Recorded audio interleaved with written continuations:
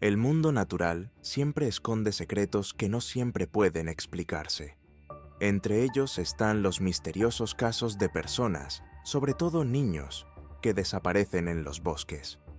Hoy nos adentraremos en algunos casos muy inusuales en los que desaparecieron en el aire o en extrañas circunstancias y luego regresaron con una historia increíble que sencillamente no nos cabe en la cabeza.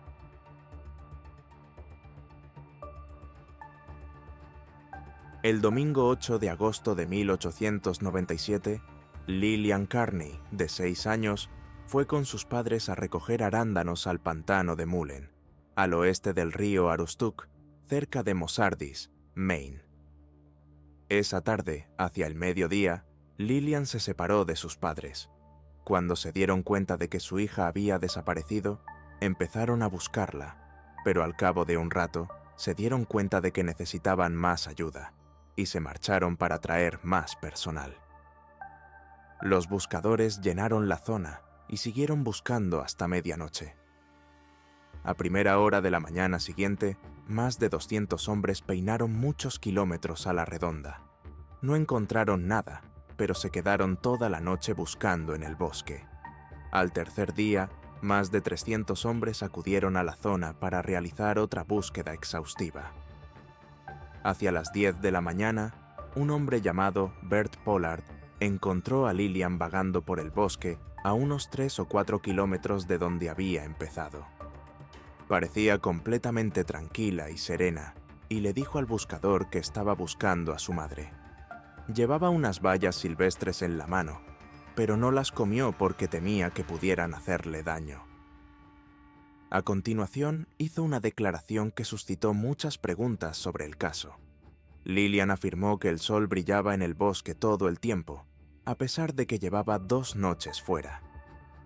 El periódico que publicó la historia intenta explicar esta anomalía, diciendo que algunas noches la luna brillaba intensamente, lo que sugiere que Lillian, de 6 años, confundió la luna con el sol. Lillian continuó diciendo que el día anterior había oído hablar a unas personas, pero decidió no asomarse porque pensó que eran vagabundos, y entonces vio a unas pequeñas criaturas del tamaño de su gato, y cuando las acarició, huyeron. El autor del artículo sugirió que eran conejos que vivían en la zona. Lillian fue devuelta sana y salva a sus padres, y no hubo informes de que sufriera ninguna consecuencia negativa por estar perdida en el desierto durante 2 días y 2 noches.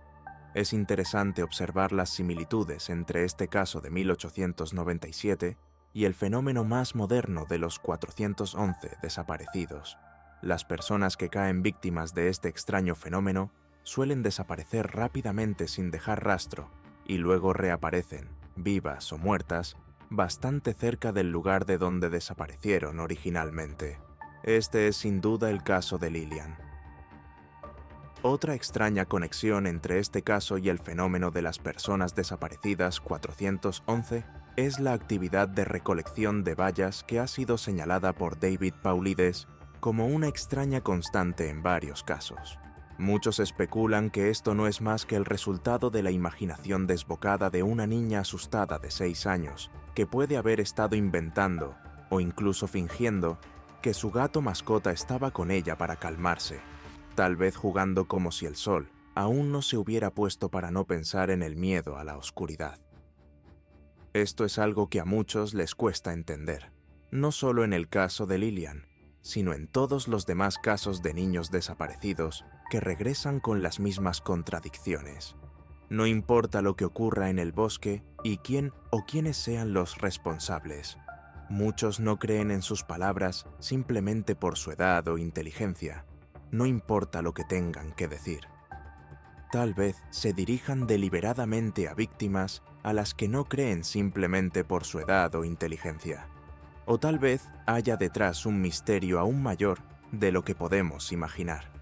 Por cierto, cualquiera que intente investigar este caso en Internet puede encontrarse con un sitio web que afirma que en 1986 un hombre llamado John Powland, supuestamente bisnieto de Bert Pollard, El hombre que encontró a Lillian en 1897 compartió una nota de su bisabuelo escrita la noche después de encontrarla.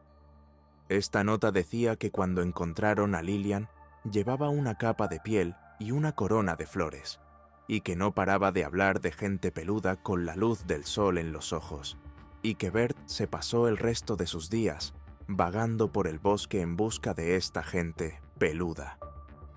Las afirmaciones de este sitio web son completamente falsas. No solo no hay ni una sola cita a una fuente para ninguna de las informaciones contenidas en la página, sino que incluso se equivocaron en los nombres, ya que el hombre que encontró a Lillian Carney se llamaba en realidad Bert Pollard, no Bert Poland.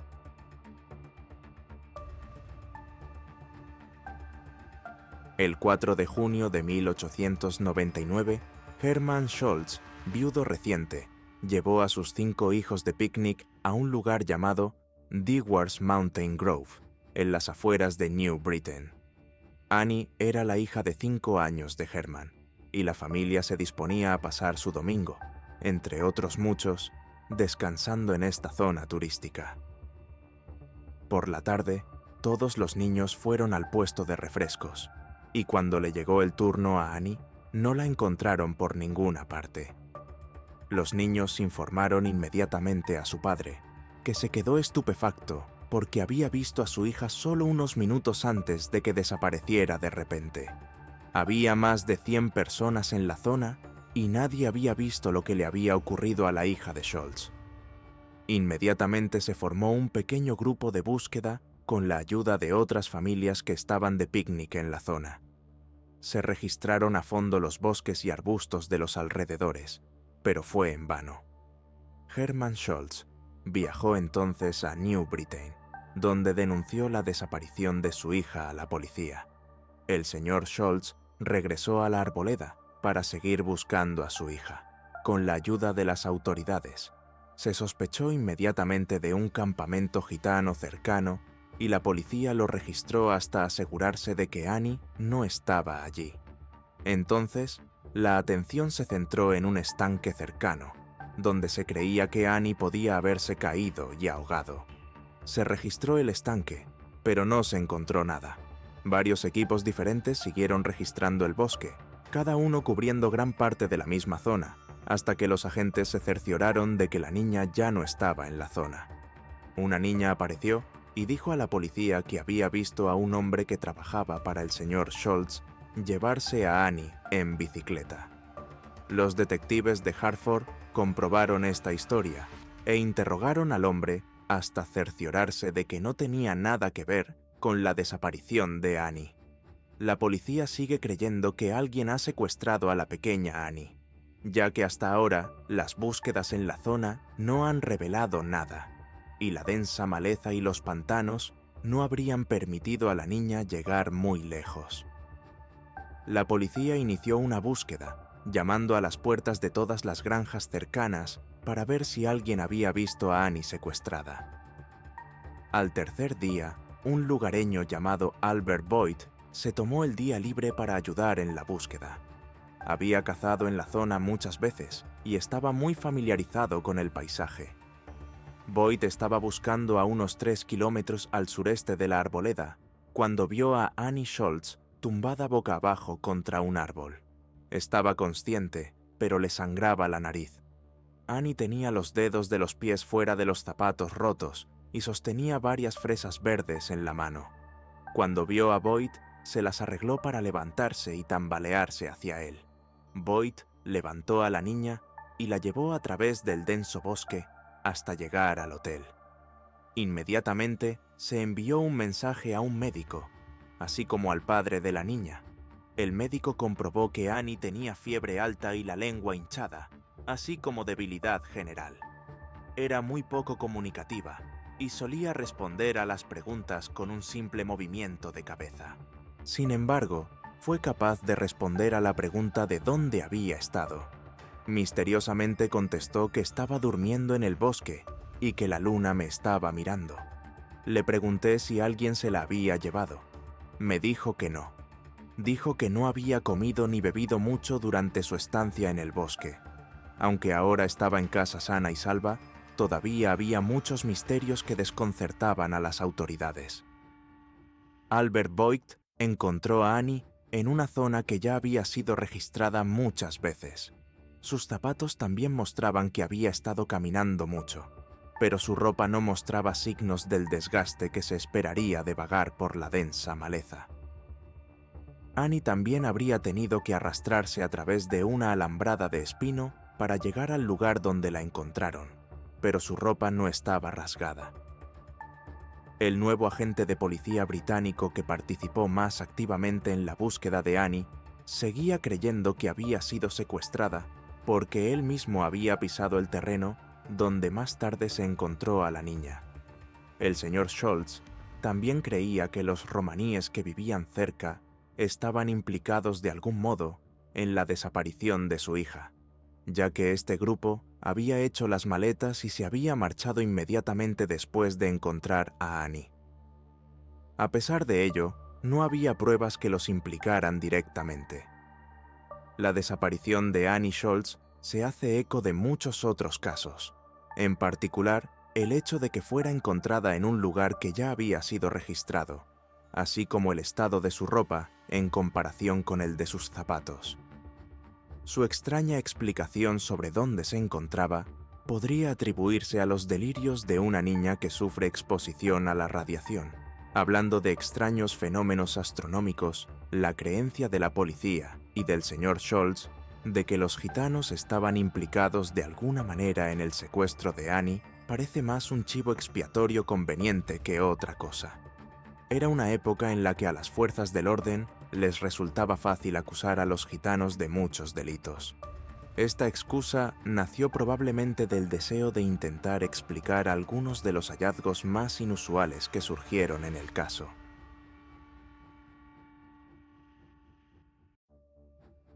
En 1922, en Suecia, un niño de 8 años llamado Austin Ingström salió del colegio con su amigo y, en lugar de ir directamente a casa, decidieron ir a casa de un tercer amigo donde muchos de sus compañeros de clase estaban jugando juntos, como suele ocurrir con los niños de 8 años. Cuando Austin terminó de jugar con sus amigos, eran ya cerca de las 3:30 de la tarde, y le llegó la hora de volver a casa andando por su ruta habitual, corta y muy conocida. Lo había hecho tantas veces que decía que podía hacerlo con los ojos cerrados.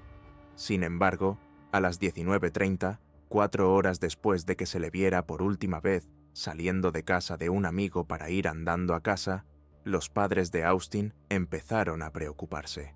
Su madre envió a su hermano mayor, Gustav, a buscarlo y traerlo a casa. Gustav consiguió encontrar a algunos de los compañeros de clase de Austin con los que había estado antes. Los niños le dijeron que no habían visto a Austin desde que se había ido solo.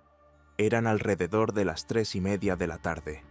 Gustav siguió todo el camino de Austin hasta su casa, por donde sabía que habría ido su hermano, pero no encontró rastro alguno de que hubiera ido en esa dirección. Gustav estaba muy asustado y muy preocupado por su hermano. Estaba decidiendo cómo decirles a sus padres, especialmente a su madre, que no iba a traer a Austin a casa. Cuando entró en casa, enseguida se dio cuenta de que no tenía por qué estar triste ni preocupado. Después de todo, su hermano Austin estaba sentado en el sofá junto a su madre, contando una historia extremadamente extraña sobre lo que le había pasado y dónde había estado durante casi 5 horas. Salvo por los escalofríos debidos a la bajísima temperatura, Austin parecía completamente normal. Asustado, por supuesto, pero físicamente bastante sano. Dice que estaba caminando hacia su casa cuando, por alguna razón desconocida, decidió tomar un atajo por el bosque por primera vez en su vida. Sintió la necesidad de atravesar el denso bosque y los matorrales, en lugar de quedarse en el camino despejado que conocía bien. Explicó que todo el bosque parecía cobrar vida, con todo tipo de animales salvajes saliendo de los arbustos y árboles, apareciendo literalmente casi de la nada. para desaparecer con la misma rapidez, y dice que el cielo se oscureció de repente. El día parecía nublado, pero extrañamente no lo estaba, porque el sol parecía seguir brillando intensamente abajo. Era como si se hubiera echado una especie de cortina sobre un día soleado. Lo que describió es parecido a cómo se ven las nubes de tormenta, cómo es el cielo y cómo empieza a sentirse el aire. Y así fue, salvo que aquel día no hubo tormenta. De repente, dijo que olía algo muy áspero y acre, algo distinto a todo lo que había olido antes. Más tarde continuó explicando, citando: «Miré hacia arriba y vi 3 objetos grises que volaban silenciosamente por encima de mí. Estaban tan cerca que podría haberles tirado una piedra. Los objetos palpitaban como si respiraran, y vi 2 líneas oscuras sobre ellos. Un poco más lejos, por encima del bosque, flotaban otros 2 objetos. Eran más grandes y oscuros que los que tenía encima. Al parecer, perdió el conocimiento o se desmayó después de ver estos objetos palpitantes. Afirma que lo siguiente que recuerda es estar tumbado en la carretera en la oscuridad más absoluta de la noche, no muy lejos de su casa. Cuando se lo contó a sus padres, estaba frío y desorientado. Ellos lo consideraron una fantasía. Gustav jura que buscó en la carretera y en el lugar exacto, incluso donde Austin dijo que estaba cuando recobró el conocimiento, desde que salió de casa de su amigo a las 3:30 de la madrugada hasta que regresó a casa unas 4 horas y media después. Aparte de los objetos que vio en el cielo, Austin no recordaba absolutamente nada. Años más tarde, Austin fue entrevistado por unos investigadores de ovnis de Suecia, y esto es lo que explicó. ¿Dónde estuve durante esas horas? Calculo que estuve fuera entre 4 y 4 horas y media. Cuando llegué a casa, casi me pegan porque pensaban que estaba mintiendo. Me metieron en la cama y estuve 4 días postrado. Debí de resfriarme cuando estaba tumbado en la carretera. Parecía como si los objetos palpitaran al mismo tiempo, los 3 funcionando como pulpos. Absorben agua y se mueven, expulsándola. Parecía que los objetos utilizaban la misma técnica. Se movían con mucha elegancia, cambiaban de dirección y parecían controlar su pulsación. Sabemos que, muy probablemente, desde el principio de los tiempos, los bosques y matorrales de esta tierra han atraído innumerables leyendas y mitos, criaturas de tiempos antiguos y más allá. El caso es que nunca podremos decir cuál de ellos es cierto y cuál no.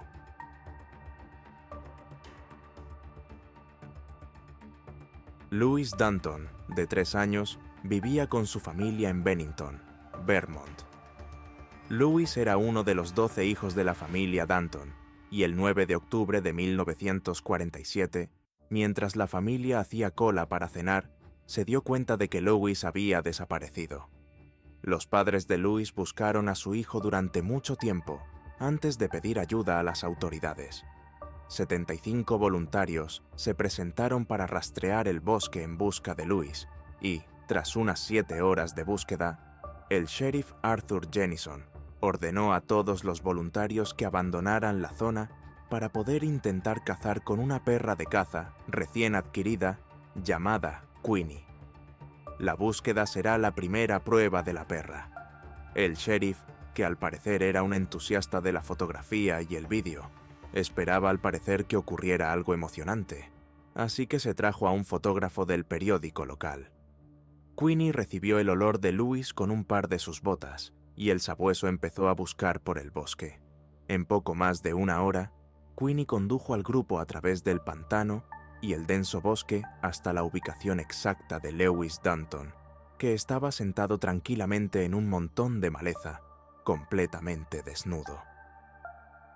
Este caso es único en el sentido de que el fotógrafo tomó la foto de Louis casi en el momento exacto en que Queenie y el sabueso lo encontraron, iluminando con sus linternas al niño de ojos abiertos y aterrorizado. Louis resultó ileso tras casi 8 horas perdido, y dijo a los buscadores que había ido a por arándanos. La ropa de Louis se encontró cerca. Sin embargo, la pregunta sigue en el aire. ¿Por qué se quitó la ropa este niño de 3 años, sobre todo cuando la temperatura empezó a bajar bruscamente? El sheriff Jennison dio su opinión al respecto. La única teoría que tengo es que, cuando oscureció, pensó que era hora de irse a la cama, así que se quitó la ropa. Los periódicos informaron de que Louis solo sonreía cuando intentaban sonsacarle información, y que todo le parecía una gran broma.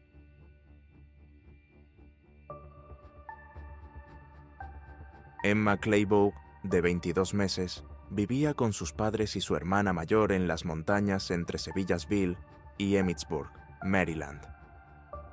El 1 de julio, el señor Claybaugh salió de casa para ir a una casa vecina a por mantequilla para una cena familiar. Emma y su hermana Berta, de 4 años, quisieron acompañarle, pero les dijeron que no se movieran. El padre dejó a los niños jugando en el porche, mientras su madre estaba dentro pelando patatas. En un momento dado, Berta decidió bajar a la carretera para saludar a su padre, que volvía de casa de los vecinos. Emma siguió a su hermana hasta que llegaron a una valla que solo Berta podía escalar. La pequeña Emma se quedó sola junto a la valla. El señor Claybaugh se encontró con Berta y cuando regresó a casa, saludó a su mujer y le preguntó dónde estaba Emma. Nadie sabía lo que le había ocurrido. La familia empezó a buscarla inmediatamente. El señor Claybaugh informó del incidente a sus vecinos y, a medida que se corría la voz, más y más buscadores llegaban a la zona. Hasta 200 hombres peinaron el bosque en busca de la niña, que no podía haber ido muy lejos. No tuvieron suerte de encontrar ninguna prueba, y pronto la teoría del secuestro se convirtió en la teoría predominante en el caso.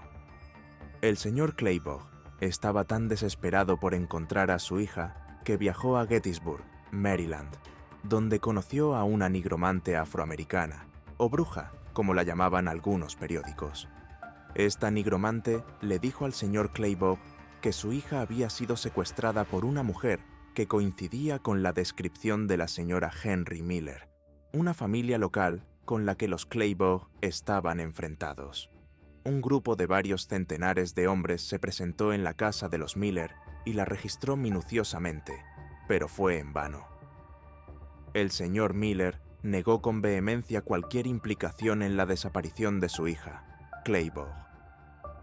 Pasaron más de 2 semanas sin que se produjeran novedades, hasta que un grupo de personas que recogían bayas a 1,5 kilómetros de la casa de Claybaugh observó que varios pájaros carpinteros volaban en círculos sobre una zona montañosa conocida como Sheep Rock. El grupo comenzó a investigar y se encontraron con un espantoso descubrimiento. Encontraron a Emma Claybaugh muerta. Su cabeza se hallaba a 16 pies de distancia del resto de su cuerpo, y los huesos de su cuerpo estaban desprovistos de carne. A excepción de los pies y la mano, los pies se describían como perfectamente conservados, a pesar de que las plantas presentaban importantes hematomas y arañazos. Se llevó a cabo una investigación para determinar la causa de la muerte. Finalmente, no pudieron hacerlo, y se supuso que el niño había muerto de hipotermia y había sido abandonado para que se lo comieran los animales. Sin embargo, la localización del cadáver dejó perpleja a la investigación. Emma fue encontrada en una zona en la que ya se había buscado muchas veces. Además, la zona en la que se encontró el cuerpo se describió como extremadamente difícil de alcanzar para un hombre adulto, por no hablar de un niño pequeño. El periódico describió todo el camino como discurriendo a través de un bosque rocoso y densamente cubierto de maleza, con una colina muy empinada, casi demasiado empinada incluso para que un hombre la subiera en el poco tiempo que había tardado la niña. Un médico que estuvo presente en la investigación declaró que habría sido físicamente imposible que la niña hubiera llegado con vida al lugar de los hechos si no hubiera seguido caminando sin detenerse. Y también era imposible que una niña de 22 meses caminara esa distancia sin caerse. Es probable que esta niña no viviera mucho antes de morir, a causa de los elementos. Presumiblemente, Esto significa que su cuerpo debía de estar allí cuando los buscadores peinaron la zona durante semanas, y la forma en que el médico describió la imposibilidad de que la niña llegara viva al lugar sugiere la naturaleza inexplicable de este caso. Sin embargo, este tipo de casos siguen produciéndose a día de hoy, y las causas siguen siendo un misterio. ¿Cuál cree que puede ser la causa de estos casos misteriosos? Escribe tu propia opinión en los comentarios y danos un pulgar arriba si te ha gustado. Y nos vemos en los próximos vídeos.